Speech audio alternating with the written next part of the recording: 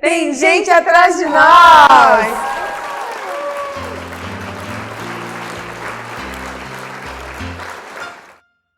Olá, tudo bem? Meu nome é Débora Vieira Mendonça, você é muito bem-vindo ao Tem Gente Atrás de Nós. Toda terça-feira tem um vídeo para pais e líderes aqui, de quinto vídeo para criança. Hoje eu tô com a Eglaine aqui, mãe do Pedro, da Maria e do João, e ela tem uma história muito especial para contar, porque o Pedro tem transtorno do espectro autista, né? E isso é tão especial, nós como igreja temos esse desafio e hoje a gente vai aprender com uma história real. Eglaine, me ajuda aí com o canal, o que pode o pessoal me ajudar? Curte o nosso vídeo, se inscreve no canal e ative o sininho para receber as nossas notificações. Isso aí! Uhul! Muito bom! Bom, a gente aqui na nossa igreja, Eglaine, tem a política de proteção da criança e do adolescente, em que a gente tenta se preocupar ao máximo em como proteger, prevenir um abuso ou uma negligência de cuidado com qualquer criança que esteja aqui no nosso meio. Mas tem tantos desafios e a gente está sempre aprendendo. Hoje, a gente está falando sobre a história de Josué, quando ele encoraja o povo a cumprir aquilo que Deus obedece, destruindo as muralhas de Jericó. E falando de encorajamento, a gente pensou em trazer você, e graças a Deus você atendeu o convite, falando disso, porque uma mãe de alguma criança autista, ela precisa muito aprender a encorajar. A gente já falou aqui sobre coragem, a gente já entendeu que coragem, a gente é corajoso quando a gente lembra que Deus nos encoraja. E agora, como que a gente transmite essa coragem para os outros? Como a gente deve lidar com as crianças com autismo? Vamos junto que a gente tem muito para aprender hoje. Vamos lá. Primeira pergunta, Eglaine. O que é o TEA, né? E existem níveis e graus diferentes, certo? Isso. Primeiro, muito obrigada pelo convite. É um prazer estar aqui, né? Para servir de encorajamento, como você falou mesmo, para outras mães, né? Não só mães, mas para a igreja, né? Para estar informando como é que funciona. A sigla TEA significa transtorno do espectro autista. E ele é uma disfunção do neurodesenvolvimento. Então, há níveis, tem um nível leve, moderado e severo, e hoje há uma nova nomenclatura, né, que é o nível 1 de suporte, o nível 2 de suporte e o nível 3 de suporte. Certo. Sendo o nível 1 de suporte aquele que a criança, né, não precisa tanto da ajuda do seu tutor, e o nível 3 de suporte é uma criança que precisa de bastante ajuda do seu tutor para fazer as coisas diárias que qualquer criança faz. O que é importante para nós, líderes de igreja, o que é importante para a gente saber para a gente lidar melhor com a criança autista? A coisa mais importante é a informação, não só das pessoas do Ministério Infantil, mas desde o irmão que recebe na porta, desde o irmão que está lá dentro auxiliando no andar do culto, né? Saber que é normal, muitas das vezes, a criança autista ela correr na igreja, não privar a criança disso, que muitas das vezes a criança ela corre para se autorregular, para se acalmar, né? Então não é birra, não é falta de educação. O principal é a informação, o treinamento mesmo da equipe que trabalha com a recepção, que trabalha com o acolhimento, porque muitas das vezes a gente tem uma pessoa que sabe a informação. Aí, por exemplo, se essa pessoa falta e essa criança chega no Ministério Infantil, como é que vai ser? Todas as pessoas precisam estar envolvidas, porque hoje o autismo é uma realidade das igrejas, né? E as igrejas elas não podem negligenciar isso, né? Elas precisam entender, não só o TEA, mas entender a criança com síndrome de Down e todas as outras crianças, né, que a gente chama de crianças atípicas, né, elas também precisam ouvir do Senhor Jesus, né, os seus pais também precisam ouvir do Senhor Jesus, né. Você falando assim, a gente tem o treinamento na política de proteção, a gente dá atenção, a gente tenta o máximo de jeitos de ir acolhendo, mas é algo que a gente tem que ir aprendendo, tem que ir aprimorando e a gente vai buscar isso também se Deus quiser, né, a gente está tentando. A terceira pergunta dessa primeira parte, ela vai falar um pouco mais de você, porque na nossa história então, como a gente falou, Josué encorajou o povo. Ele recebeu de Deus, seja forte e corajoso, que eu serei com você por onde você andar. E agora a Bíblia fala assim que Josué chegou para o povo e falou, gente, preparem-se, porque Deus vai fazer maravilhas no meio de vós. Quer dizer, essa frase, a Bíblia fala que o povo se santificou e estava pronto para obedecer, dar aquelas 6 voltas, né? Que ordem estranha que foi. Mas mesmo assim, por causa daquela palavra de Josué, o povo estava agora pronto para fazer aquilo. Eles estavam encorajados. Pensando nisso, né? A minha pergunta é, como foi o processo seu de descoberta do diagnóstico do Pedro? Conta um pouquinho dessa história, assim, como foi esse processo de você receber esse encorajamento e agora você tem que ter alguém para encorajar? Como foi isso? Eu creio que quando teve essa suspeita, o Senhor ele falou ao meu coração, seja forte e corajosa, porque eu não sabia, né? É um mundo totalmente novo, né? A gente sempre idealiza um filho, não um filho perfeito, mas um filho que tem as características, que vai estar com o desenvolvimento que todas as crianças têm, um desenvolvimento padrão, né? Mas aí quando você vê o seu filho fugindo desse padrão, né? Isso vai te assustando, né? Como ocorreu, né? Foi numa consulta com um pediatra, o Pedro estava com 2 anos, era uma consulta de rotina, eu não ouvia muito falar, foi há 12 anos atrás, hoje em dia você ouve falar muito sobre autismo, mas eu não ouvia falar. E aí, numa consulta de rotina, a médica foi examinar o Pedro e o Pedro não queria ir com ela, começou a se agarrar em mim, chorar. E ela falou assim, ele faz isso sempre com outras pessoas? Aí eu falei assim, ele é mais acostumado comigo e com o pai. Aí ela começou a fazer uma série de perguntas, e eu comecei a achar estranho. E ela começou a anotar, muito rápido. E ela começou a perguntar, ele fala, mãezinha? Aí eu falei, ele fala uma palavra ou outra. Que palavra que ele fala? Ele já tinha 2 anos, já era pra ele estar falando bastante. Certo. Aí eu falei assim, ele fala bola, tchau, acabou. Mas ele não fala nenhuma frase? Não. Ele aponta as coisas, ele sabe pedir, ele dorme com você ainda, né? Começou a fazer essa série de perguntas e eu fui respondendo. Ele brinca com bola, ele sabe a função da bola, a função de carrinho, algumas coisas assim, né? Aí ela falou assim, mãe, eu tô te dando um encaminhamento. Uma médica muito seca, né? Até aí você não achava nada? Não achava nada. Era normal. Mas eu comecei a achar estranho, porque ela tava anotando demais, né? Perguntando muito sobre ele. Aí ela falou assim, mãezinha, eu vou te dar um encaminhamento. Ela falou bem desse jeito, porque eu acho que seu filho é autista. Ela jogou uma bomba no meu colo. Ai, gente! Bem desse jeito. Aí eu falei, como assim? Ela falou assim, mãezinha, já era pra ele estar falando, já era pra ele estar agindo de tal maneira, ele não tá, eu acho que ele é autista, então eu vou te encaminhar com urgência para um neuropediatra. Eu saí do consultório aos prantos.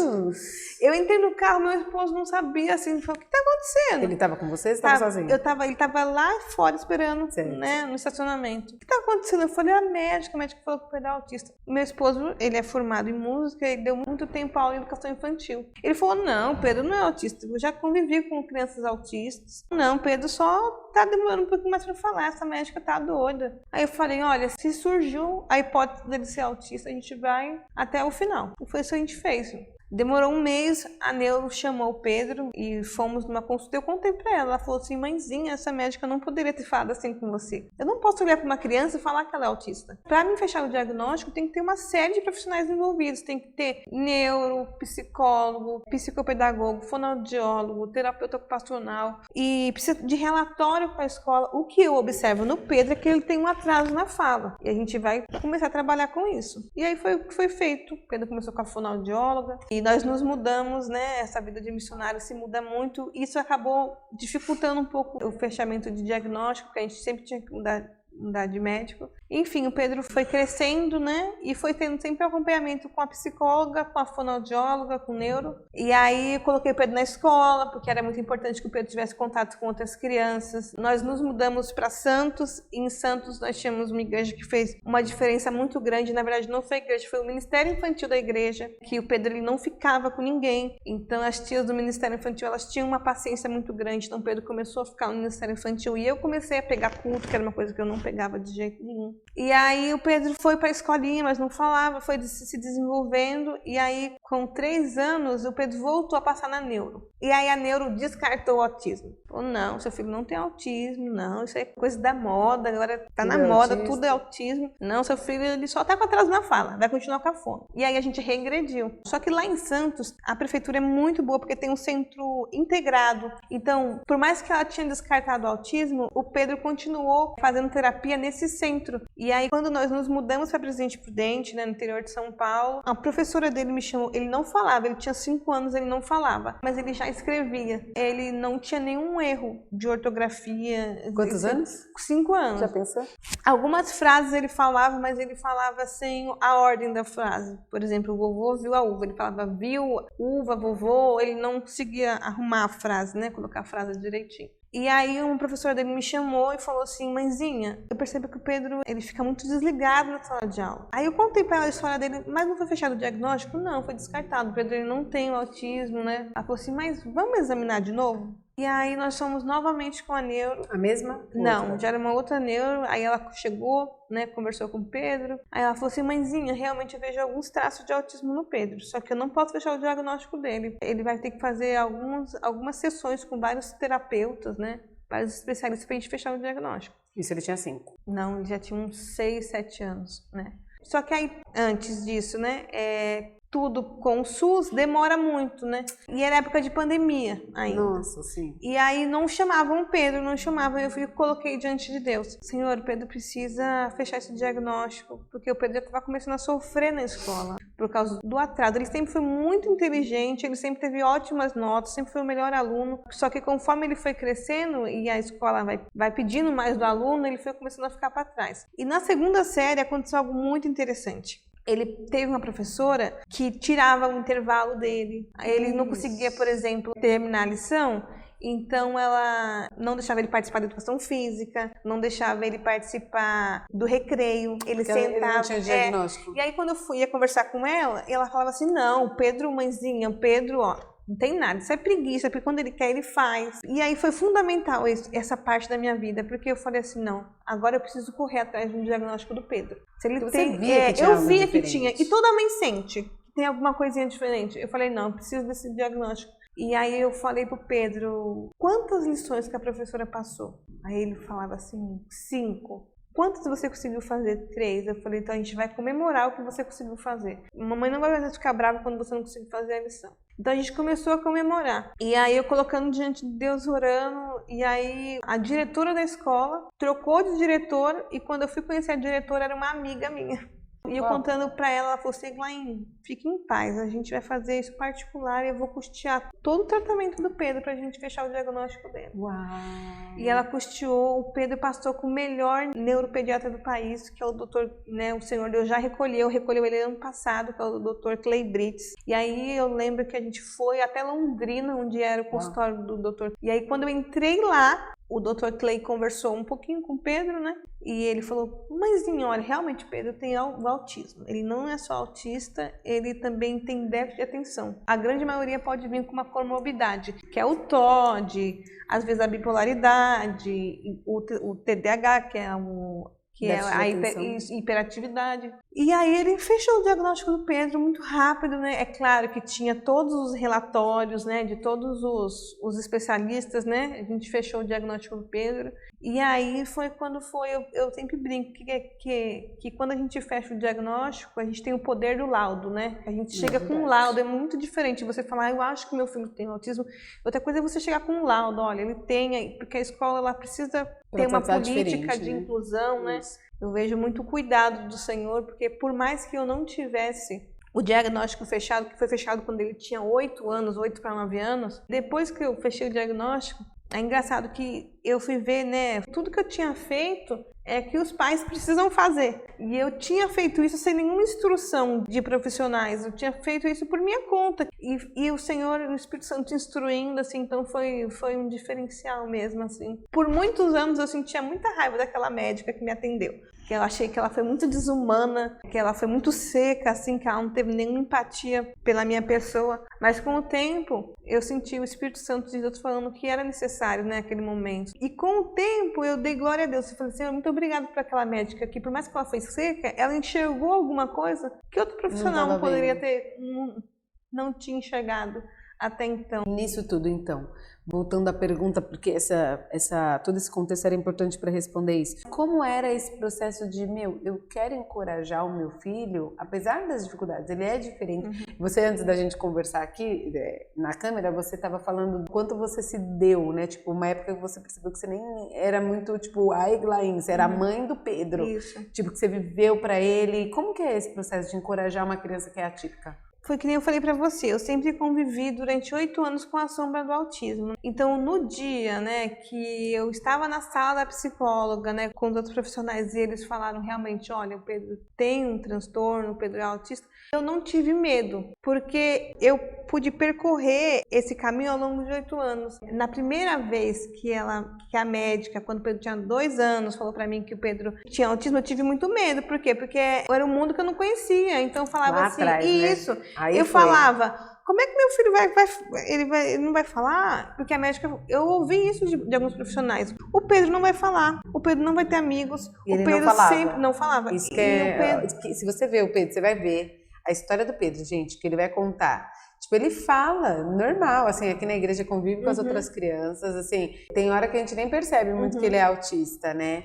Mas ele não falava. E quando ela me contou a primeira vez, eu falei, nossa, não dá pra imaginar mesmo. E aí, então eu tinha esse medo, por quê? Porque era um mundo que eu estava entrando, tudo escuro, e eu não sabia como é que ia ser. E eu tinha recebido essas palavras negativas sobre a minha vida, sobre a vida do Pedro, que ele ia depender a vida toda de mim.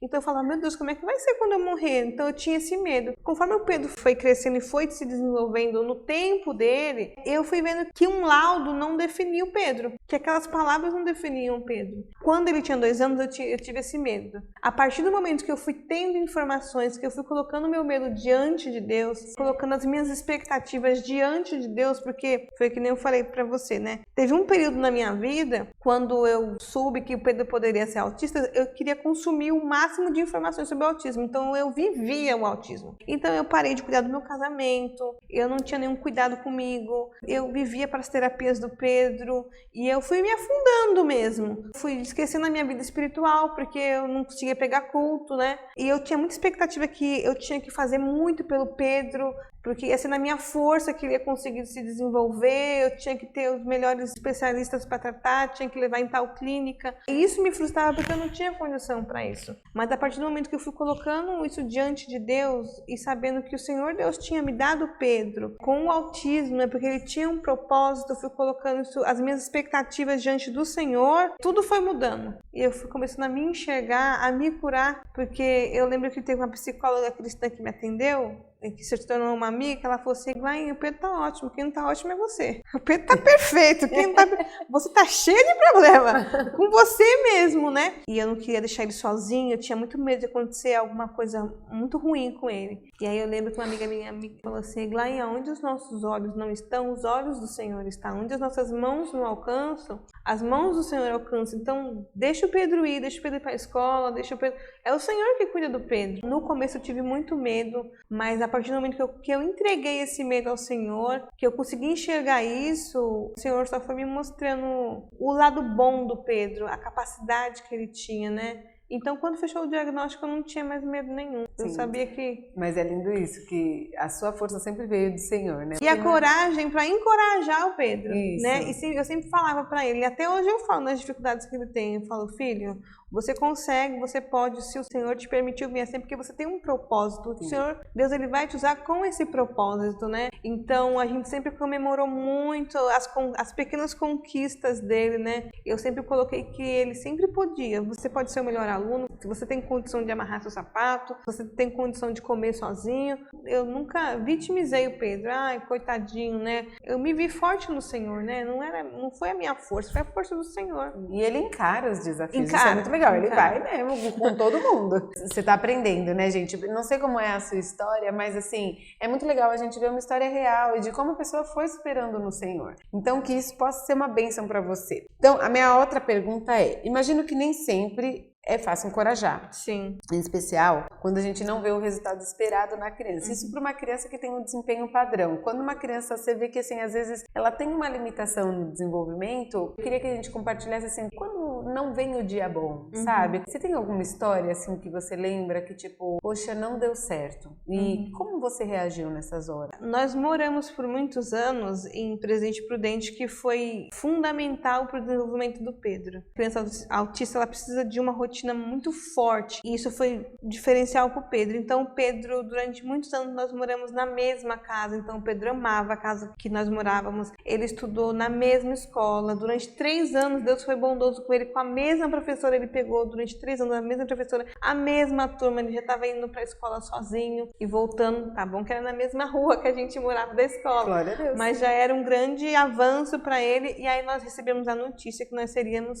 mudados, né, iríamos no centro de São Paulo. começamos a trabalhar essa questão com o Pedro, né, de mudança. Ele ficou muito triste, mas entendeu. E aí veio o grande desafio, que é o Pedro mudar de escola, né? Uma adolescência chegando. Para pais de crianças típicas, né? Já é um Deus nos acuda. Imagina para uma criança autista, que já é um turbilhão de emoção a vida dela, né? Aconteceu tudo junto, né? A adolescência do Pedro chegando, a casa nova, a cidade nova, o centro de São Paulo, que é um lugar tão barulhento, né? Tão cheio de informações, igreja nova. E aí o Pedro mudou de escola, não era a escola que nós sonhávamos que ele ficaria. E aí o Pedro foi para essa escola nova, foi uma escola muito boa também. O Pedro teve que lidar agora com uma sala extremamente barulhenta. Foi um grande desafio para o Pedro, né? Eu lembro de um dia, que é esse dia que eu vou falar sobre, foi um dia difícil, que ele chegou da escola e aí eu olho nos olhos dele, eu já sei o que ele está sentindo. Quando eu bati os olhos nos olhos dele, eu percebi que ele não estava bem. Sim. Aí eu abri a porta e falei, e aí, filho, como é que foi? Ele falou assim, mãe, a escola ligou para você? Eu falei, não. O que aconteceu? Aí ele começou a chorar, começou a me contar, mãe, eu acho que tá muito barulho na minha sala, eu tive que sair da sala algumas vezes, as meninas me ajudaram, perceberam que eu estava chorando, eu não consegui me controlar, então ele entrou em crise na escola e já fazia muitos anos que o Pedro não tinha nenhuma crise. E era o primeiro dia de aula? Não era o primeiro dia de aula, já fazia um tempinho que ele estava na escola. Só que ele não conseguiu por causa do barulho. Ele falou assim que ele ouvia tudo na sala. Então eles saíam e ele falou assim, mãe, eu acho que eu sou muito diferente. Eu acho que as pessoas me acham muito estranho. E ele começou a chorar. Aí eu respirei fundo. Falei assim, Pedro, o Senhor te criou com um propósito. E comecei a falar sobre as características dele, o que é bom nele, como ele é diferente nisso, mas como isso é muito bom nele. Comecei a trazer a identidade de Cristo para a vida dele. E aí ele foi se acalmando. E depois nós conversamos com a escola. Não tivemos uma resposta positiva da escola. A escola falou que não tem como, é sexta série, é barulho mesmo, tem que ter paciência, ele tem que sair da sala de aula quando tiver muito barulho. Mas o Senhor foi ajudando o Pedro, né? Foi um dia muito difícil para mim e para o meu esposo, porque a gente falou, não tem o que fazer, né? A gente está limitado a isso, né? Ver o Pedro se questionando, né? Se sentindo diferente, se sentindo mal por causa disso. Procuro mostrar isso para ele. Filho, de uma situação ruim, Deus usa para se tornar algo muito bom na sua vida. Você está vencendo esses desafios, né? Exato. Às vezes eu acho que quando a gente não tem algo tão explícito na nossa vida, uma limitação explícita, às vezes a gente pode ter a tendência de se achar, se soberbecer, mas tendo algo que nos limita, a gente sempre vai correr para Deus, assim, nos lembra o tempo todo, e isso na verdade pode ser o grande motivo da bênção vir sobre a vida. Se ele sempre lembrar que o Senhor é quem faz ele forte e corajoso, ele só tem como crescer, porque o Senhor realmente abençoa. Então assim, os pequenos, os mais frágeis, eles sempre nos ensinam como agradar a Deus, né, de verdade. Só para encerrar, o meu esposo, ele sempre ensinou mesmo o Pedro a fazer uma oração, né? Que é Espírito Santo, controla a minha mente. O Pedro, antes de dormir, ele sempre ora, ele sempre fala, Espírito Santo, controla a minha mente. E aí, há uns dias atrás, o Pedro falou assim, chegou muito feliz, né? Ele falou assim, mãe, fulano de tal tava me cutucando com um lápis, né? Ele falou assim, eu comecei a ficar nervoso, aí eu orei, lembrei, falei, Espírito Santo, controla a minha mente. Espírito Santo. Deus. Ele falou assim, e aí, mãe, eu consegui, eu não fiquei brava. Eu falei assim, é isso aí, Pedro. Eu falei, sempre falo para ele, peça ajuda ao Espírito Santo quando você se vê numa situação que você não consegue pedir ajuda para um professor ou para alguém, se vê sozinho, lembra que você não está sozinho, você tem Deus, você tem o Espírito Santo. Então, peça ajuda. Então, Pedro, ele vive isso na vida dele, de momentos que ele não sabe como agir, ele pede ajuda ao Espírito Santo, ele consegue sair daquela situação, consegue ficar calmo, resolver aquele conflito e seguir adiante. Muito bom. E isso é encorajar, né? Você está dando os caminhos para ele. Onde eu busco a minha fonte de coragem? É no Senhor, né? Então, essa palavra dos pais, que é tão especial e fundamental. E vocês? Onde vocês encontram coragem, apoio de verdade para ajudar vocês? 100% em Cristo. Eu estava vendo outro dia uma pesquisa, né, que saiu, que fala que o nível de estresse de mães de crianças atípicas é o mesmo nível de um soldado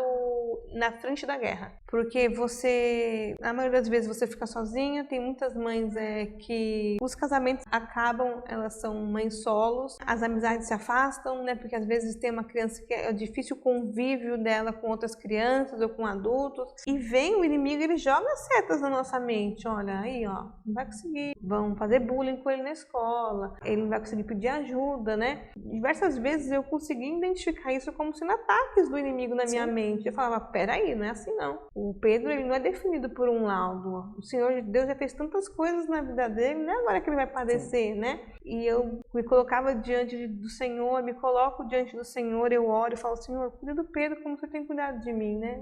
Antes de eu ser a mãe do Pedro, ou do meu esposo ser pai do Pedro, o Senhor é o pai do Pedro. Então ajuda ele, né? Então 100%, a minha fonte é Cristo. Não tem como não se apoiar na palavra de Deus, trazer à memória a palavra do Senhor, né? Nesses momentos de medo. A gente sente medo, mas trazer a palavra do Senhor, né? Saber que foi o Senhor que deu o Pedro, né? É o Senhor que fortalece ele. O Senhor é a nossa fonte inesgotável, com certeza. Nas igrejas que você passou, ou grupos de pais que tenham autistas também, tem algum movimento assim que, tipo, mães que também tenham filhos assim, possam recorrer, ou que você já recorreu? Então, Deus sempre foi muito cuidadoso com o Pedro, que sempre colocou ele em igrejas que sempre teve um ministério infantil muito, muito forte, assim, sabe? A primeira igreja que foi fundamental para o Pedro foi a Igreja Batista do Marapé. Tem um ministério infantil muito abençoado. Sim. E depois, quando nós fomos embora, nós fomos para Prudente. Teve a Igreja Batista Boas Novas também, que o pastor Mateus, que é pastor de jovens, era o pastor do ministério infantil e que fez uma diferença enorme. Abraçou o Pedro assim mesmo. O Pedro se sentia muito querido na igreja. O Pedro participava muito, né? E então foi uma igreja que ajudou muito o Pedro. E agora a Igreja Batista, a PIB, que eu falo assim que é um presente do Senhor. Eu falo assim, quando nós sairmos daqui, eu vou sentir muita falta da igreja, porque o Pedro, ele tem o maior prazer de participar. Ele ama os detetives, né? E ele sempre chega empolgado, contando, né? Então, as redes de apoio que eu existem grupos de pais, existem. Eu participo de várias comunidades no Facebook, que é muito bom, porque você não se sente sozinha, né? Você tem experiências de outros pais, então eu participo de comunidades de pais autistas brasileiros, né? Que é importante, mas a igreja, com certeza, a gente precisa estar incluído na igreja, precisa estar incluído no ministério infantil. Então, eu acho que o maior apoio que eu tive como mãe, assim, na minha experiência, foi dos ministérios infantis que eu participei.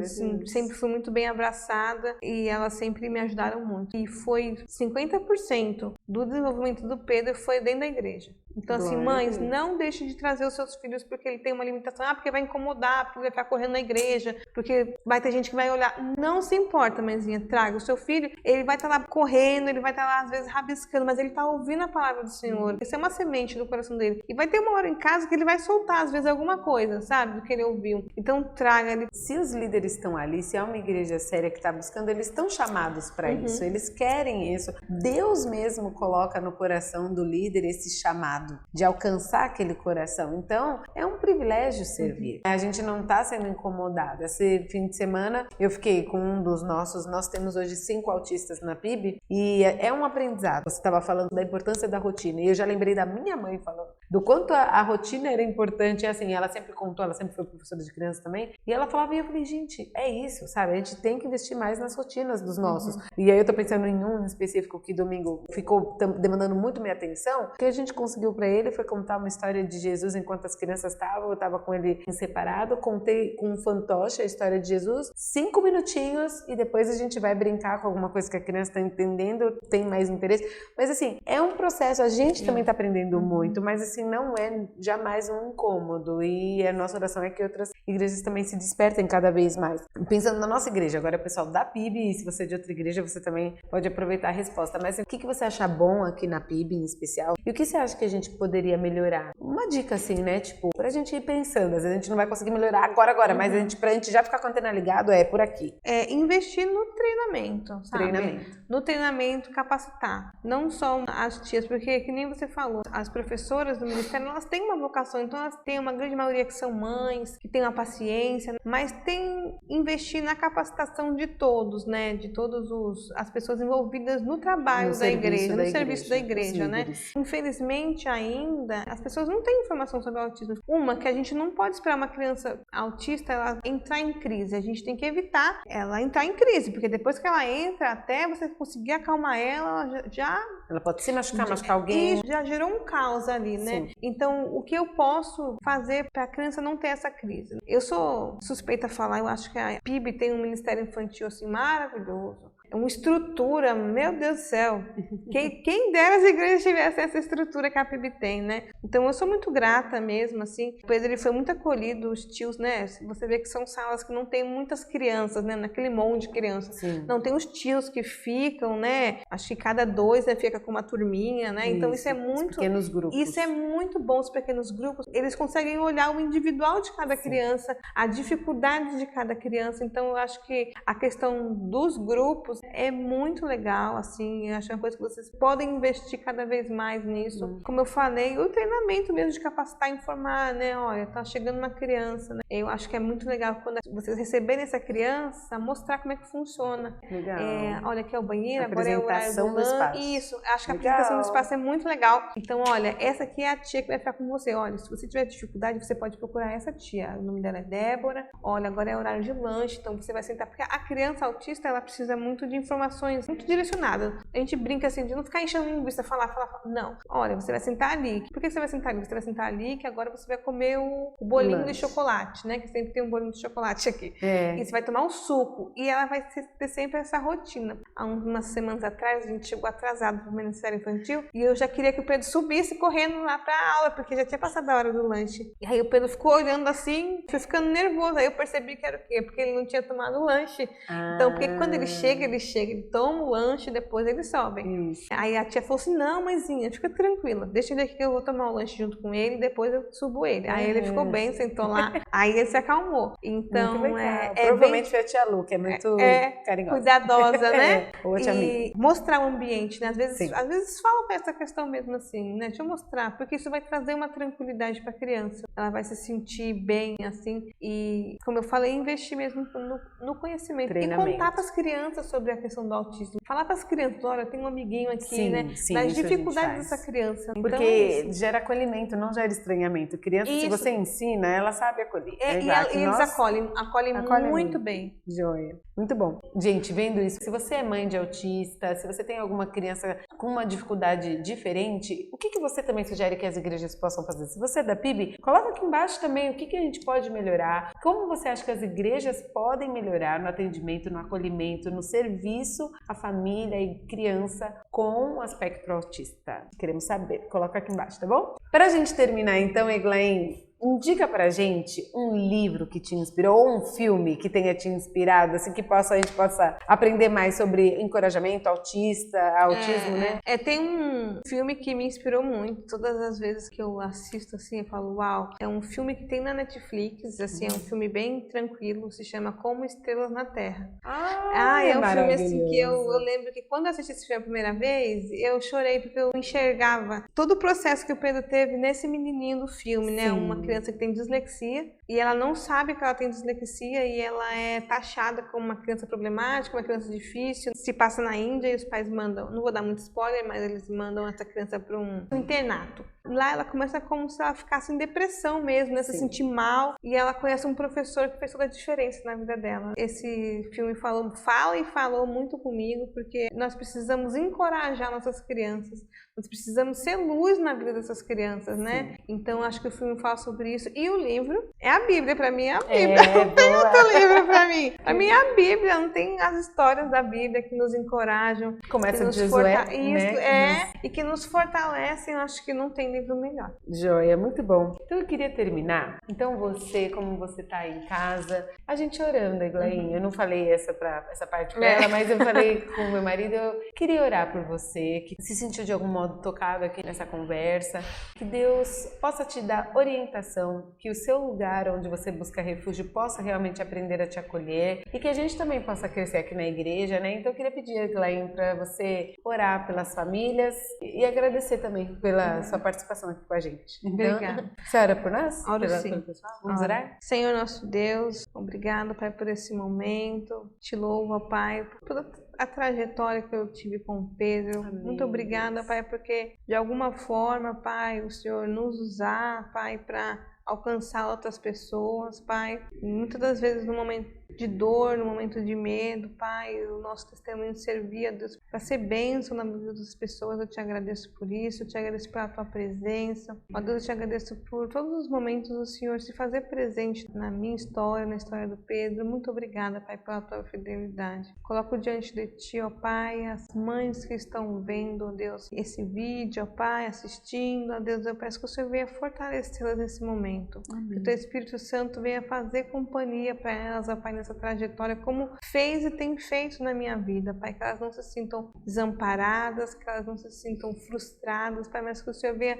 fortalecê-las, ó Pai, não na força delas, mas na força do Senhor, porque a tua palavra fala que quando eu estou fraco é que eu estou forte. Então não tem a ver com a força delas, ó Pai, mas tem a ver com a força do Senhor. Eu te peço que o Senhor as ajude, que o Senhor abençoe cada profissional que atende essas crianças, que o Senhor direcione, que o Senhor supra as necessidades físicas, as necessidades materiais, espirituais de cada um, ó Pai, em nome de Jesus. Também te louvo, ó Deus, pela PIB de São Paulo, ó Pai, em especial pelo Ministério Infantil, que tem feito tanta diferença, não só na vida do Pedro, ó Pai, mas na vida de inúmeras crianças, ó Deus. Muito obrigada por essa equipe, por cada tio que se disponibiliza num domingo, ó Pai, que poderia estar com sua família, poderia estar descansando, estar servindo aqui. Que você possa abençoar, que você possa ir de encontro, ó Pai, que você venha dar amor, ó Deus, por essas crianças, Pai, que você possa dar zelo, ó Pai, para fazer o seu serviço com excelência. Muito obrigada, Pai, pela vida